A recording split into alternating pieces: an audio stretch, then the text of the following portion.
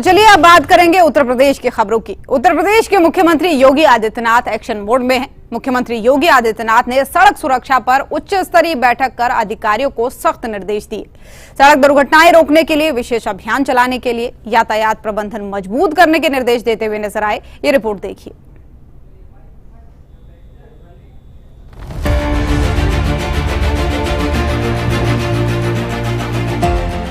महाकुंभ 2025 समापन होने के बाद उत्तर प्रदेश के मुख्यमंत्री योगी आदित्यनाथ एक्शन मोड में आ चुके हैं। सीएम योगी ने सड़क सुरक्षा को लेकर एक उच्च स्तरीय बैठक की, जिसमें यातायात व्यवस्था सुधारने और सड़क हादसों को कम करने पर जोर दिया गया। सीएम योगी ने अधिकारियों को सख्त निर्देश दिए कि सड़क दुर्घटनाओं को रोकने के लिए विशेष अभियान चलाया जाए, साथ ही सड़क सुरक्षा के नियमों का भी सख्ती से पालन कराने और ट्रैफिक मैनेजमेंट को और मजबूत करने के लिए निर्देश भी दिए। खराब सड़कों की मरम्मत, सड़क किनारे अतिक्रमण हटाने और ब्लैक स्पॉट्स को दुरुस्त करने के निर्देश भी दिए। बैठक में ये भी तय किया गया कि सड़क सुरक्षा को लेकर प्रदेश भर में जागरूकता अभियान चलाया जाएगा। स्कूल और कॉलेजों में जागरूकता कार्यक्रम किए जाएंगे और हेलमेट और सीट बेल्ट अनिवार्य करने के लिए अभियान तेज किया जाएगा। बहरहाल सीएम योगी आदित्यनाथ सड़क दुर्घटनाओं को कम करने और यातायात व्यवस्था सुधारने के लिए कड़े कदम उठा रहे हैं। उनकी इस बैठक से साफ है कि प्रदेश में सड़क सुरक्षा को लेकर जल्द ही बड़े बदलाव देखने को मिल सकते हैं। सूर्य समाचार के लिए ब्यूरो रिपोर्ट।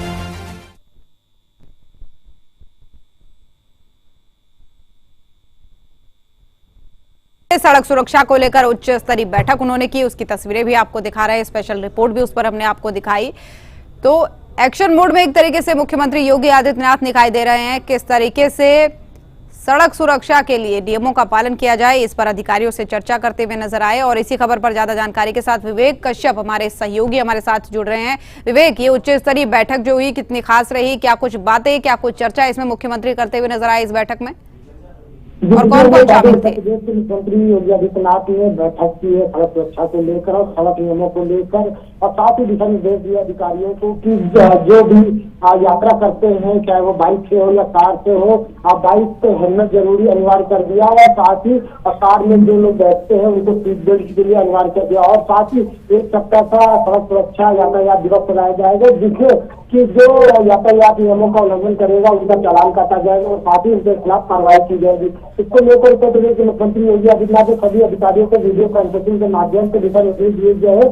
सभी प्रदेशों में और साथ ही सभी जिलों में जिलाधिकारी जागरूकता अभियान करें, चाहे वो स्कूल के माध्यम से हो, कॉलेजों के माध्यम से हो, या फिर रैली करके लोगों को जागरूक करें। सड़क सुरक्षा नियमों का जो नियम है उनको समझाए, किस तरह से सड़क सुरक्षा नियम यातायात नियमों को पालन करना, इसकी जो नियमावली है वो जनता के सामने लेकर जाए, पब्लिक को समझाए, और साथ ही जो उल्लंघन करेगा उनके खिलाफ सख्त से सख्त कार्रवाई के निर्देश भी दिए गए। क्योंकि ऐसे में देखा गया है कि चाहे हाईवे हो या सिटी के तमाम जो रोड है वहाँ पर बाइकें तेज चलती हैं या फिर कारें, बहुत सारे लोग ऐसे होते हैं जो वाहन तेज चलाते हैं और खास ओवर लिमिट हो जाती है।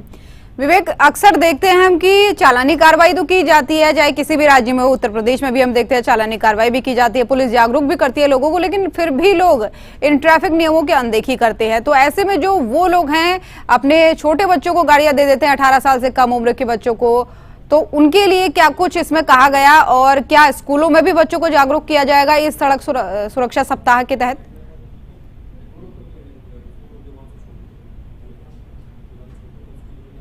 और कल भी सुरक्षा को लेकर उन्होंने 2 बैठकें की थी।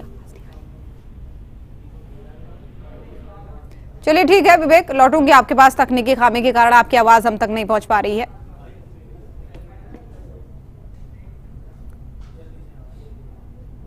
और चले बढ़ेंगे खबरों में आगे और रुक करेंगे एक और बड़ी खबर का। आकाश आनंद को पार्टी से हटाने पर बीजेपी की प्रतिक्रिया सामने आ गई है। कैबिनेट मंत्री ओपी राजभर ने बड़ा बयान इसको लेकर दिया है। उन्होंने कहा है कि बीएसपी की मुखिया मायावती है, उन्हें पार्टी चलानी है। मायावती एक परिपक्व राजनीतिज्ञ हैं। सांसद दिनेश शर्मा ने भी बीएसपी पर अपना बयान दे दिया है।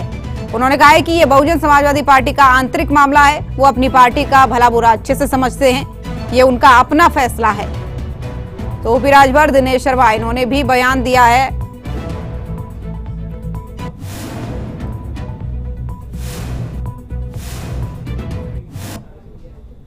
नहीं है और हमेशा दल सर्वोपरि होता है, तो दल को सुचारू रूप से चलाने की जिम्मेदारी कैसे चले तो वो मायावती जी की है। देखिए, कांग्रेस पार्टी सुपवा तो सुपवा चलनिया बोला जेकरे 72 छेद हैं, जे आज़ादी के पहले से लेके अब आज तक परिवारवाद में घिरा हो, पार्टी पूरा परिवारवाद में रही हो। बहुजन समाज पार्टी का अपना आंतरिक है और मायावती जी एक परिपक्व राजनीतिज्ञ हैं। वो अपनी पार्टी का भला और बुरा अच्छी तरह समझती हैं। मुझको लगता है जो भी उन्होंने किया होगा अपने पार्टी के हित के लिए किया होगा, ये उनका अपना फैसला है, इस पर कोई टिप्पणी क्या कर सकते हैं। अब वो कांग्रेस अगर मायावती जी को कह रही पारिवारिक कलह की शिकार हो गई हैं, तो कांग्रेस पारिवारिक वजह से आज 0 सीट पाने की शिकार बन गई है, हार की कारण बन गई है। तो जो पारिवारिक रूप में खुद ग्रस्त हो पार्टी और परिवारवाद उसका चल रहा हो आजादी के पहले से, कि नेहरू, मोतीलाल जी, फिर नेहरू जी, फिर राजीव जी, फिर इंदिरा गांधी जी, फिर सोनिया गांधी जी, राहुल जी, प्रियंका जी, तो ये जो खुद परिवारवादी हैं वो दूसरे को परिवारवादी कैसे कह सकते हैं। मैं समझता हूं कि किसी दूसरे राजनीतिक दल के आंतरिक विषयों पर बोलने से बचना चाहिए। और उधर बीएसपी ऑफिस में राष्ट्रीय कार्यकारिणी की बैठक हुई है, जहां मायावती ने अपने भतीजे आकाश आनंद को तगड़ा झटका दिया। मायावती ने आकाश आनंद को सभी पदों से हटा दिया। आकाश आनंद बसपा में अब किसी भी पद पर नहीं रहेंगे। ये रिपोर्ट देखिए।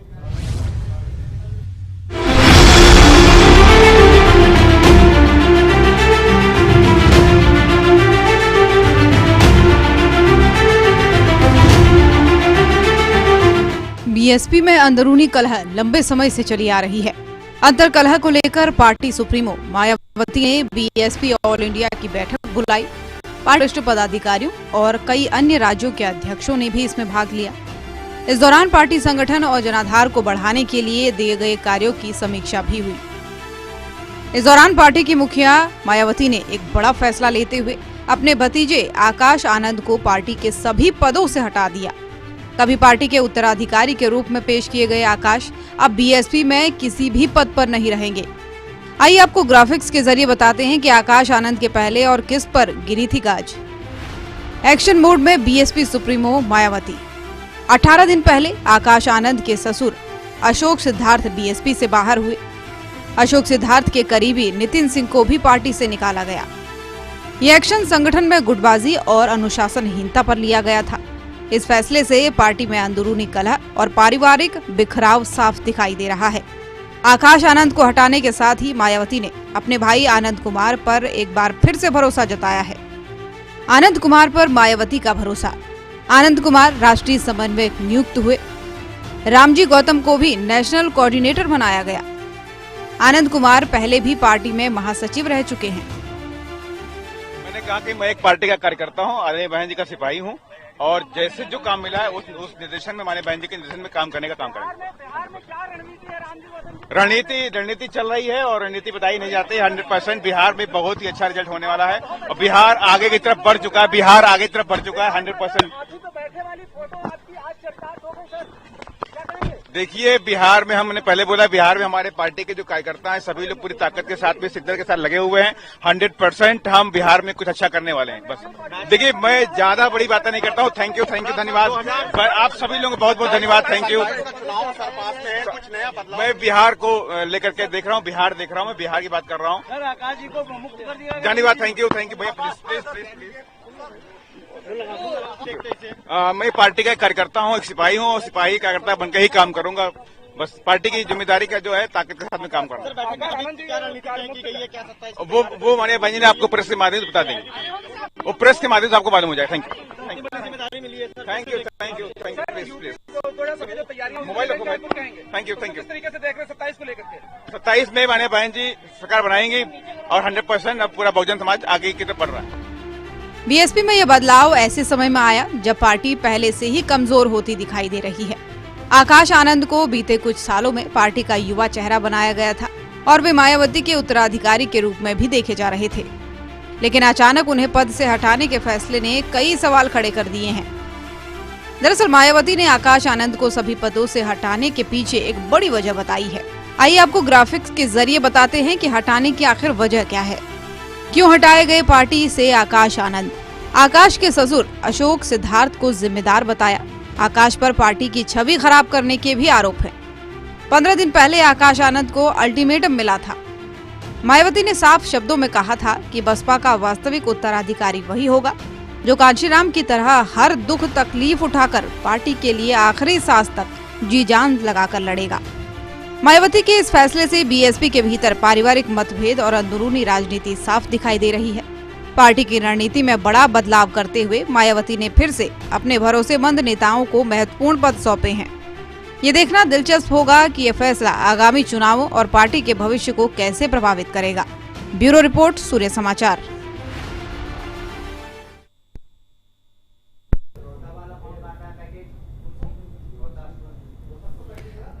और एक्शन मोड में बीएसपी सुप्रीमो मायावती हैं। अशोक सिद्धार्थ के करीबी नितिन सिंह को पार्टी से निकाला गया है।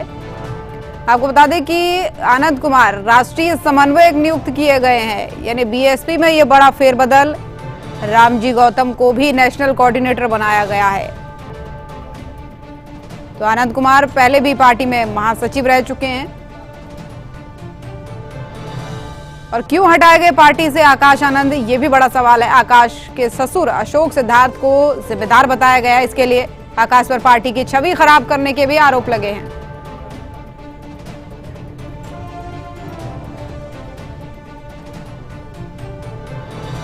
और इसी खबर पर ज्यादा जानकारी के साथ सहयोगी हमारे विवेक कश्यप लखनऊ से फोन लाइन पर जुड़ गए हैं। विवेक, बीएसपी में ये बड़ा फेरबदल, आकाश आनंद को क्यों हटाया गया, नए जिनको जिम्मेदारी दी गई है, इसके पीछे का कारण क्या है? बसपा सुप्रीमो मायावती ने आज बैठक बुलाई और साथ ही पंजाब, हरियाणा, दिल्ली के साथ उत्तराखंड और एमपी के लोगों को, कोऑर्डिनेटरों को बुलाया, उनके साथ बैठक की, क्योंकि कहा जाता है बसपा की प्लूटो ही। विवेक, आपकी आवाज नहीं पहुंच पा रही है। चलिए ठीक है, फिर जुड़ने का प्रयास करेंगे। तो बीएसपी में एक बड़ा फेरबदल देखने को मिला। मायावती एक्शन मोड में नजर आई और आकाश आनंद को सभी पदों से हटाती हुई नजर आई। हालांकि कई नए लोगों को भी ये जिम्मेदारी दी गई है। मायावती ने जब राष्ट्रीय कार्यकारिणी की बैठक की तो इस बैठक में ये बड़ा निर्णय लेते हुए आकाश आनंद को सभी पदों से हटाया और बताया जा रहा है कि पार्टी विरोधी गतिविधियों में भी वो शामिल थे। इस तरीके के आरोप भी उन पर लग रहे हैं।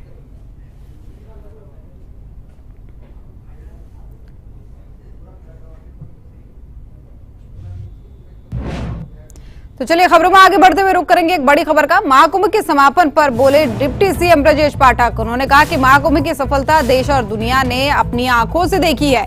संगम में स्नान करने वालों ने आभार जताया है। सरकार ने महाकुंभ में बेहतर व्यवस्था की थी। उन्होंने कहा महाकुंभ की सफलता दुनिया ने देखी है। ब्रजेश पाठक उत्तर प्रदेश के मुख्यमंत्री ये कहते हुए नजर आए। तो महाकुंभ को लेकर उनका ये बयान सामने आया जिसमें उन्होंने कहा कि महाकुंभ की जो सफलता है वो देश दुनिया ने अपनी आंखों से देखी है।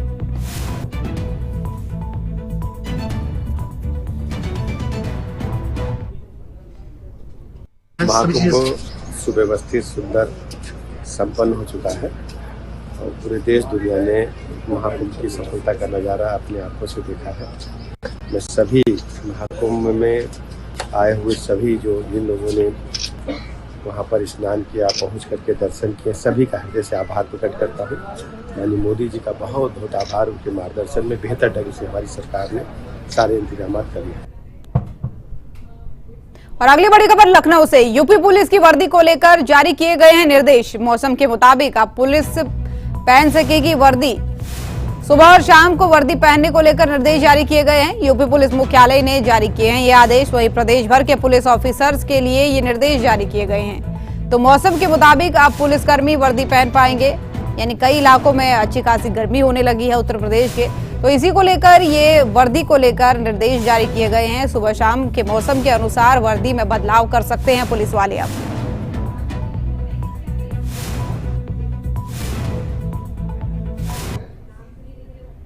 और उधर यूपी के हापुड़ में एक युवक का शव मिलने से सनसनी फैल गई। जहां युवक की गला रेतकर हत्या की बात सामने आई है तो वहीं पुलिस ने शव को पोस्टमार्टम के लिए भेज दिया है। आगे की कार्रवाई में फिलहाल पुलिस जुट गई है। ये रिपोर्ट देखिए।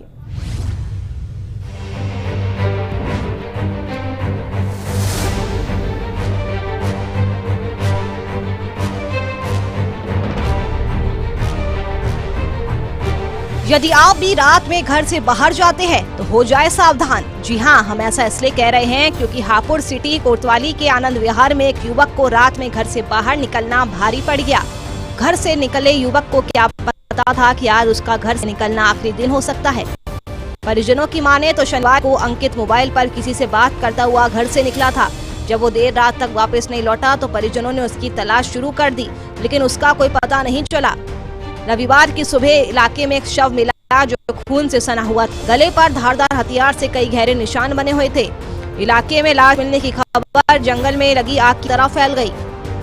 बेटे की तलाश कर रहे परिजनों को जबकि लाश मिलने की खबर पाई तो लोग आनन फानन में घटनास्थल पर पहुंचे। शव के आसपास लोगों की भीड़ जमा थी। भीड़ को चीरते हुए परिजन जब शव के पास पहुंचे तो उनके पैरों के तले जमीन खिसक गई। परिवार को इस बात का कोई अंदेशा नहीं था कि उनका बेटा इस हालत में मिलेगा। घर के लोगों में चीख पुकार मच गई। रो रो कर परिजनों का बुरा हाल हो गया। दर्शक अंकित शिवगढ़ी गांव का रहने वाला था जो अपने पिता रामानंद के साथ कारपेंटर का काम करता था। मृतक की 2 बहनें थी जबकि एक बहन ने कुछ समय पहले बीमारी की वजह से दम तोड़ दिया था। घटना की सूचना मिलते ही पुलिस मौके पर पहुंची और मामले की जांच शुरू कर दी। एसपी ज्ञानंजय सिंह ने बताया कि मामले की तहकीकात के लिए 3 टीमें गठित की गई है।